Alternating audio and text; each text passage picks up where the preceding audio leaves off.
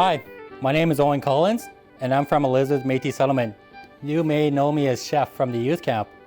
I cook at Métis Crossing, and today I am going to show you how I make Bannock. Before you try making Bannock at home, please ask your mom and dad before you try, as you will be using hot equipment and the oven. Bannock is a staple in many Métis households across the Métis homeland. There are many ways that Métis family make Bannock, but the recipe only uses a few simple ingredients and a lot of love. Fresh baked Bannock was usually served with butter and wild Saskatoon and raspberry jam. Everyone has somebody in their family or my community that can make good Bannock. Some are good at making baked Bannock and some are good at making fried Bannock. The recipe I'll be using today is late Edward Taylor's Bannock recipe. He was both a great baked and fried Bannock maker. Now, let's get started on the Bannock, shall we? Before I get started, I'm going to put Auntie's apron on because making Bannock can be very messy. First, I'm going to add all the dry ingredients, which is just the flour, baking powder, and the salt.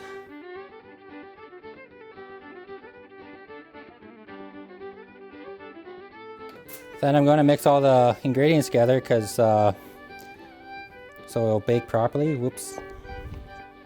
And then I'm going to create a crater in the middle so I can add all my wet ingredients. So before I add all my wet ingredients in, I'm going to crack an egg into the crater, and I got to break it up.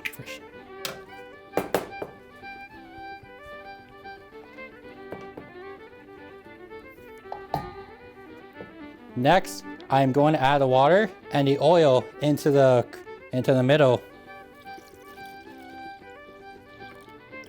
I'm not going to add all the water into it because it can get a little sticky here.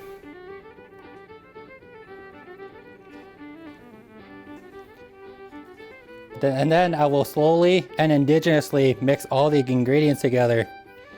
If mixed fast, the mixture may have flour pockets. And if you don't mix it thoroughly, the Bannock won't bake properly.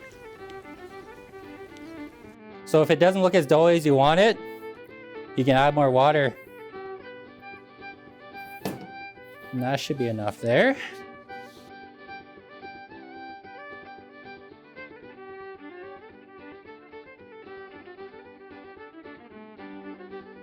Now that I'm done mixing the dough, I will dust the cutting board with tons of flour.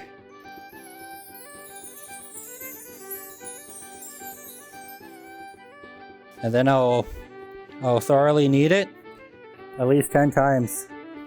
Make sure both sides get enough flour just so it doesn't stick. I will flatten the dough with my knuckles as it will bake evenly in the oven. I will now place the dough onto the baking sheet, which I have here. I'll poke the holes on top of the Bannock, just so I'll add air and it'll bake evenly. I'll also add egg wash on top just so there would be a nice browning on top.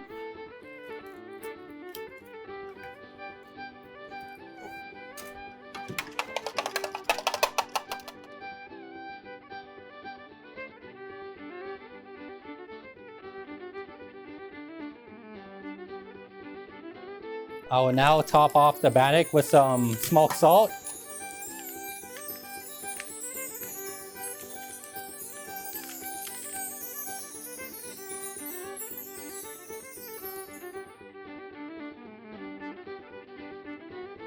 Now that the Bannock's done mixing, I will toss her in the oven and leave it in the oven for at least 30 minutes.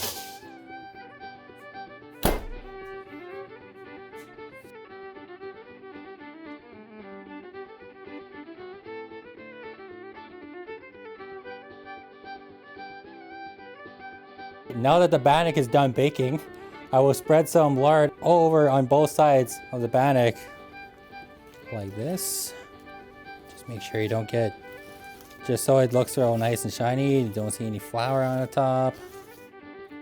So now I'm going to stand the Bannock up so it can cool off. The bannock is now finished. You can either cut it into pieces or break it apart with your hands.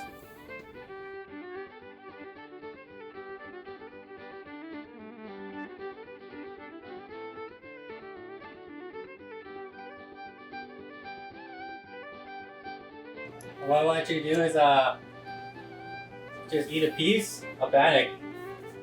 I'd love to do that. Of course. Go ahead. I'm going to Just take gotta- this one right here. Yes.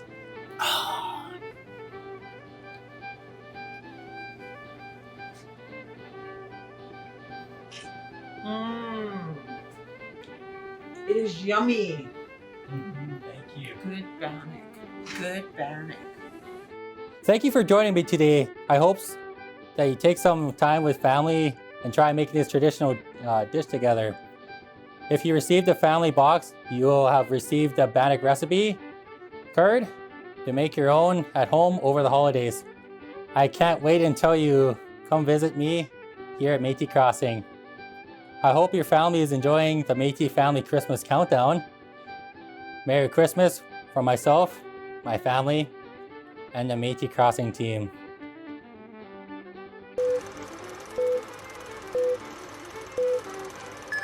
Hi, my name is Owen Collins, and I am your uncle. Okay, got. I'll also add an egg wash on top of the bannock.